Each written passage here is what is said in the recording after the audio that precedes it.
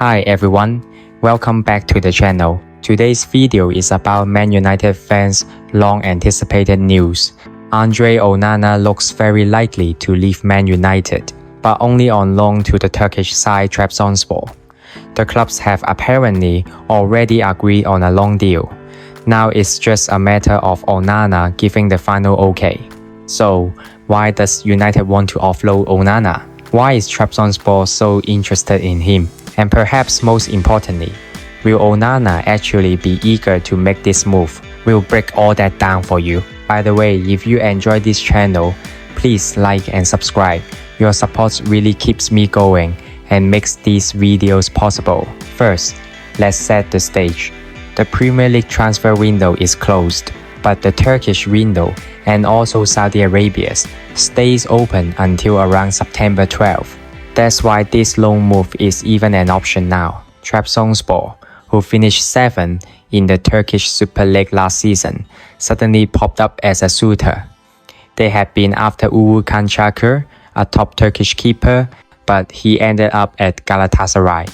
So Trabzonspor needed a goalkeeper and set their sights on Onana as plan B, maybe even their key man. Reports from reliable sources, Fabrizio Romano and David Ornstein, say that Man United and Trabzonspor have already worked out a loan deal, and now they're just waiting for Onana's stamp of approval. In fact, Romano himself confirmed that it's virtually done if Onana agrees to the terms.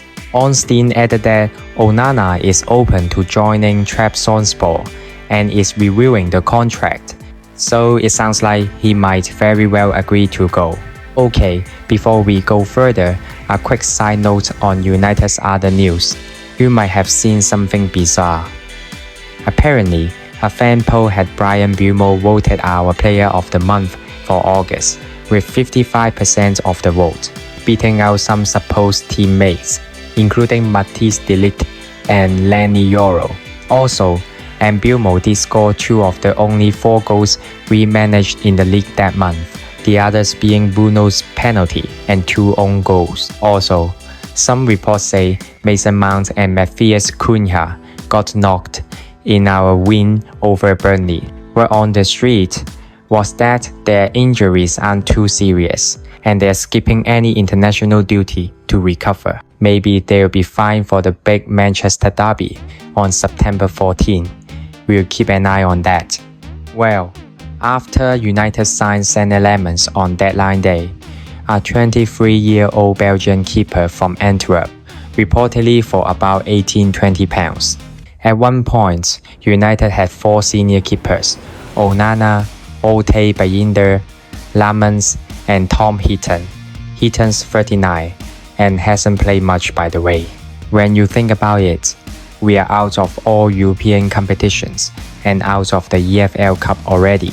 So from now until winter, it's basically just Premier League games, and the FA Cup starting in early 2026.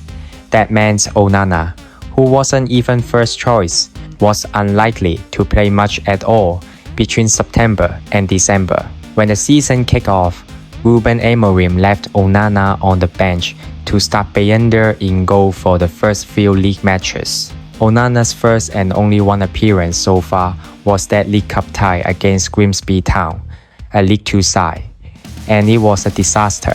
He was directly at fault for both goals in the 2-2 draw, and United flopped out in a crazy 12-11 penalty shootout loss. After that, he hasn't played in the league at all. Clearly, the coaching staff had lost confidence. Onana has been relegated to the third-choice keeper behind Bayındır and Lammens. So from the club's perspective, Onana really isn't needed this season. He got injured in pre-season, Bayındır took over, and now Lammens has arrived ready to compete. As one report put it, Onana's poor pre-season injury and the signing of Lammens basically sealed his fate. The club might have planned to keep 4 keepers through the AFCON period, which starts mid-December, but with such a light schedule, even that might have been overkill. It makes sense to loan him out now, so he can get playing time somewhere instead of just warming the bench here. What about Onana himself? It seems he would actually welcome the chance to play regularly. Even if he wanted to fight for his spot at United, he's up against it, at least until January. Plus, he has bigger goals. Cameroon is counting on him as their number one. If he sits on the bench all autumn, that could hurt his form and chances to stay Cameroon's starter. A loan where he starts every week might actually be very good for him. In fact, sources say he's thinking about his 2026 World Cup prospects. Understandably, he'd rather be playing matches than training sidelines. So I suspect Onana will take the loan. If it means more game time, then he can come back to United next year with a fresh outlook and see where things stand. Fans' trust and performance. Let's be honest, many United supporters have been really frustrated with Onana's performances. Since he joined, he's had far too many glaring mistakes.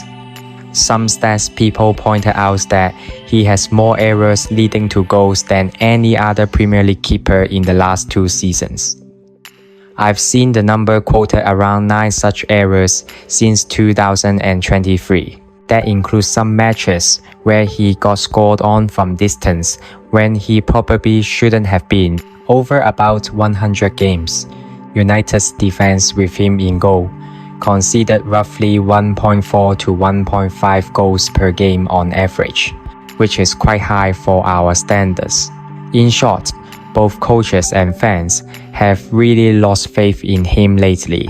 Given all that, a loan move might actually be best for his confidence and our sanity. A quick clarification, this is definitely just a loan, not a sale. No buy option reported. So if Onana goes to Trabzonspor now, we expect him to return to Man U next summer. United fans should keep that in mind. He's not gone forever, just gone for a while. It's like a year-long break to reset. Now, speaking personally, I had high hopes for Onana when he first came in. I remember watching him in that 2023 Champions League final with Inter against Manchester City, and being blown away by some of his saves and how calmly he played out from the back. I thought this guy can replace De Gea. He was also fantastic at Ajax earlier on, winning league titles and competing at the highest levels. But, well, things haven't worked out here. Onana has had way too many big blunders. Even in training games or friendlies, there were times where casual shots or long throws somehow turned into goals against him. I lost track of the number of times he spilled an easy catch or misjudged a cross. The final straw was that Grimsby game where he gave away 2 goals. That was just embarrassing. It's hard to keep supporting him with that kind of track record. If I'm honest, I feel kind of relieved he might get to take a break from the pressure here. Maybe a stint in Turkey will let him find his form and self-belief again. If this loan does go through, I have to give United credit for making the decision. I'd probably rate it about 4 stars out of 5.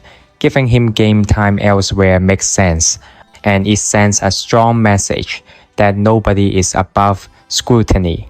A big club like Manchester United needs high performance standards.